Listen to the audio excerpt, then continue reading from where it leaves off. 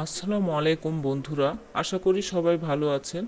আজকে skirt palazzo কেটে এবং পুরোটা সেলাই করে দেখাবো। আমি এখানে 2 গজ 4 গিরা কাপড় নিয়েছি।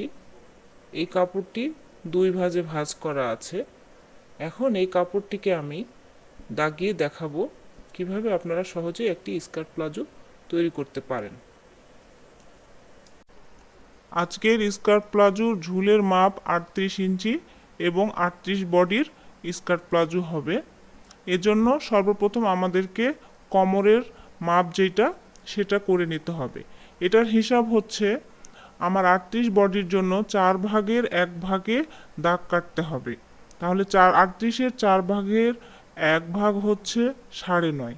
9.5 থেকে আমি 2-3 ইঞ্চি বাড়িয়ে নেব, বাড়িয়ে দাগ দেব। আর কাপড় এখানে 2 পরল কাপড় আছে। এই কাপড়টা এদিকে 2 পরল আছে, এদিকে কোমরের অংশ কেটে নিচ্ছি, আর এই কর্নারে আবার কোমরের অংশ কেটে নিব। তাহলে আমাদের 4 ভাঁজ চলে আসবে। এজন্য আমি 3 ইঞ্চি বাড়িয়ে 12 ইঞ্চিতে দাগ দিচ্ছি। 9.5 থেকে 12 ইঞ্চিতে দাগ দিলাম। এখন রাবার মোড়ানোর জন্য এখানে আমি 2 ইঞ্চিতে দাগ দিলাম। এখন দাগটা গাঢ় করে দাগিয়ে নিব।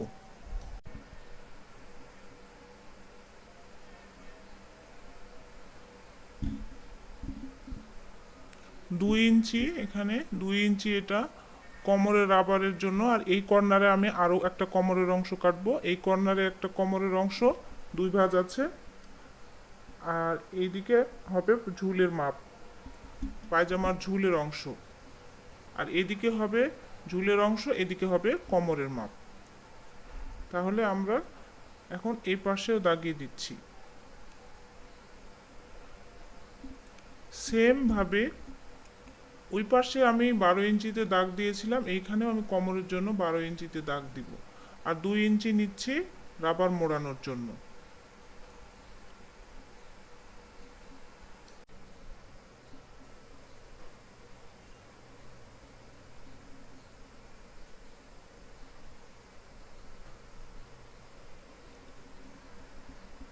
এই দাগ থেকে ওই দাগ বরাবর একটি মার্ক করে এভাবেও কাটা যায়, কিন্তু আজকে আমি একটু ভিন্নভাবে কাটবো। নেক্সট কোনো ভিডিওতে এইভাবে কেটে দেখাবো। এইভাবে কাটার জন্য কোমরের এই পাশে একটা কোনাকুনি দাগ হয়ে যায়, তাছাড়া কোমরের সাথে কোমরের ভাঁজ মিলবে না। পরে রাবার লাগানোর সময় কোমরের কাপড় বাঁকা হয়ে যাবে। এই জন্য একটু বাঁকা করে এই সাইডে দাগিয়ে দিলাম। এবং সেমভাবে এইদিকেও বাঁকা করে দাগ দিতে হবে।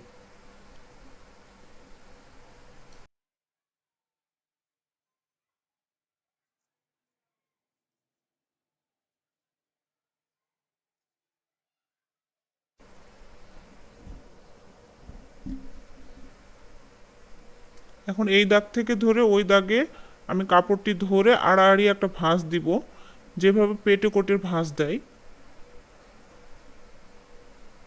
সেভাবে আমি ভাঁজ দিচ্ছি। এই কর্নার থেকে ধরে ওই কর্নারে দাগের ভাঁজ অনুযায়ী আমি একটা ভাঁজ দিয়ে নিলাম। এখন এই ভাঁজ বরাবর আমি কাপড়টা কেটে ফেলবো।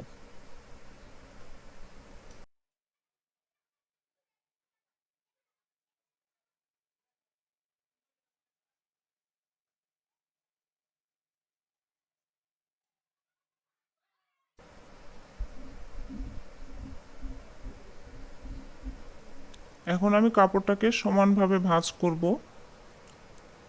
চিকন অংশতে চিকন অংশ রাখবো, আর যেটা মোটা অংশ সেটা ঝুলের অংশ হবে। এটা আমি ঝুলের সাথে সেট করে দিলাম। আর উপরেরটা হবে কোমরের অংশ, যেটা চিকন। আড়াআড়ি অংশ একদিকে রাখবো, আর সোজা যেটা অংশ আছে সেটা পাড়ের অংশ, কাপড়ের পাড়ের অংশটি একদিকে, আর আড়াআড়ি অংশ একদিকে। এখানে কাপড়ের ভাঁজ ছিল, সেটা আমি কেটে দিলাম।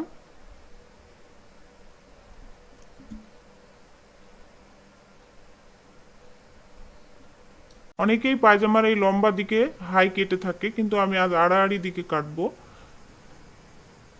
এখন 2 ইঞ্চি নিয়ে নিচ্ছি রাবারের জন্য।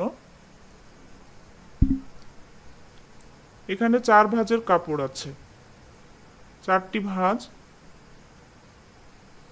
এখন আমি এখানে হাই কেটে নিব। রাবারের অংশ বাদ রেখে আমি 14 ইঞ্চি হাইয়ের মাপ নিয়ে নিচ্ছি। আড়াআড়ি অংশে হাই কাটলে কোমরের কাপড়ের অংশটি কেটে কমে যায় না, আর লম্বা অংশে হাই কাটলে কাপড়ের অংশটি কমে যায়। এখন আমি রাউন্ড শেপ দিয়ে নিচ্ছি।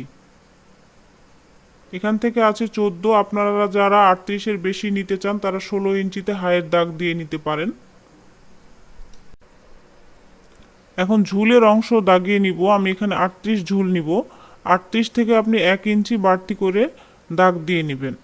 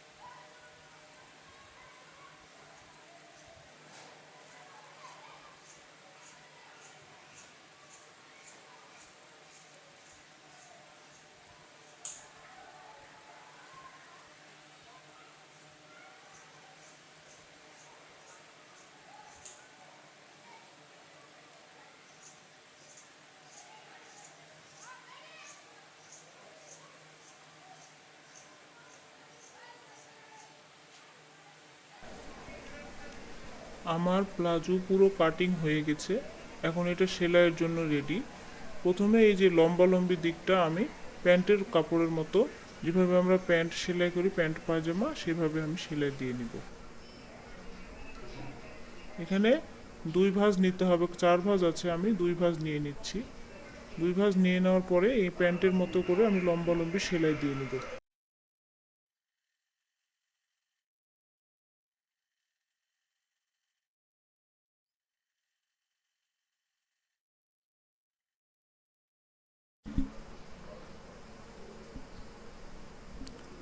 এক পার্ট হয়ে গেলে অন্য আরও একটি পার্ট আমি লম্বালম্বি সেলাই দিয়ে নিচ্ছি প্যান্টের মতো করে।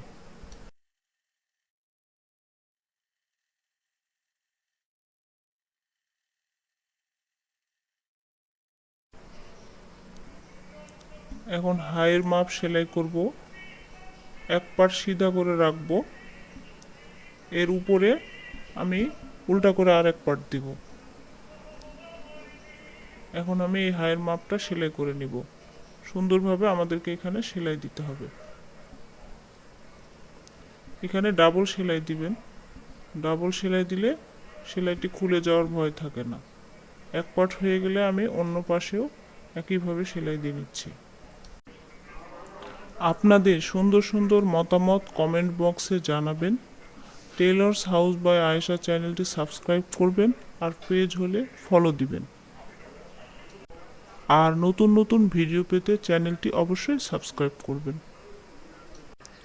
হাইয়ের অংশ সেলাই দেওয়ার পরে মিডিলে ধরে আমরা কাপড়টি যখন খুলব তখন পায়জামার 2 পায়ের অংশ পেয়ে যাব। এখন হাইয়ের মাপের মিডিলে ধরে আমরা 2 দিকে পা সমান করে নিব। হাইয়ের অংশ যেন সমান থাকে, তারপর আমরা পায়ের ওখান থেকে সেলাই দিব। এখানেও ডাবল সেলাই দিব, তাছাড়া সেলাই খুলে যেতে পারে। হাইয়ের অংশে ভালোভাবে ব্যাক স্টিক দিয়ে সেলাই দিব, তাহলে খুলে যাওয়ার ভয় থাকে না। এখন আমি পায়জামাকে সিধা করে নিচ্ছি। এখন যে পায়ের যে ঘের, এই ঘের আমি সেলাই করব। মাপটা দেখিয়ে দিচ্ছি। এখানে আমার ঘের 19.5 টিকেছে। 19.5কে ডাবল করলে এখানে আমার প্রায় 40-এর কাছাকাছি ঘেরের অংশ পাচ্ছি। আপনারা যারা নতুন তারা এই ধারটিকে প্রথমে এক পরল মোড়াবেন, তারপরের বারে আবার দ্বিতীয়বারে মুড়িয়ে দিবেন, কিন্তু আমি এখানে পুরোপুরি মুড়িয়ে নিচ্ছি।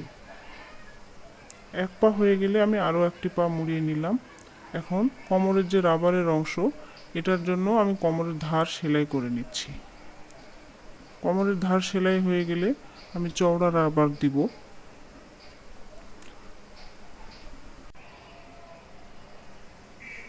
38 বডি কোমরের জন্য 38-এর অর্ধেক 19 ইঞ্চি নিতে হবে রাবার। 19 ইঞ্চি রাবার কেটে নেওয়ার পরে আমি রাবারটিকে রিপুর মতো করে সেলাই করে আটকে নেব।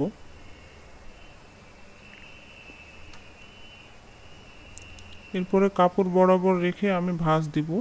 সেলাইটি যেন কাপড়ের উপর পড়ে। রাবারের উপর পড়লে আটকে গেলে রাবার ছোট হয়ে যাবে, কাপড় বড় হয়ে যাবে, ভালো মতো সেট হবে না। এজন্য আমরা কাপড়ের উপর সেলাই দিচ্ছি। রাবারটি রাবারের ঘরের মতো করে বন্ধ হয়ে যাচ্ছে।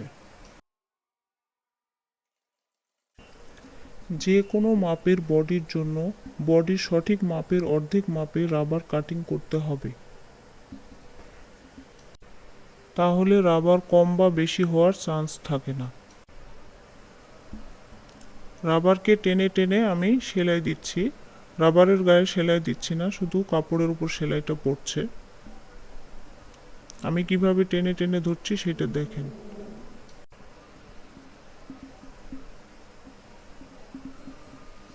সেলাই শেষে একটা ব্যাক স্টিক দিয়ে নিলাম।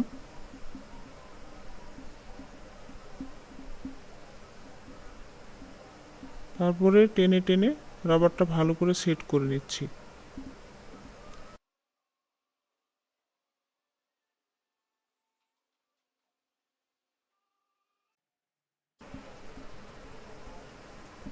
এখন আমি রাবারের মিডিল বরাবরে সেলাই দিব। কাপড় এবং রাবার একসাথে টেনে ধরে ধরে সেলাই দিব। কাপড় আর রাবার টানবো আর সেলাই দেব। এভাবে পুরোপুরি রাবারটা সেলাইয়ের মধ্যে পড়ে যাবে।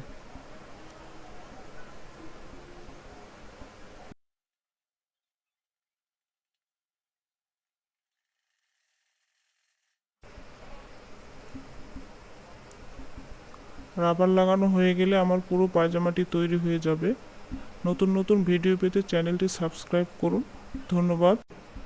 আল্লাহ হাফিজ।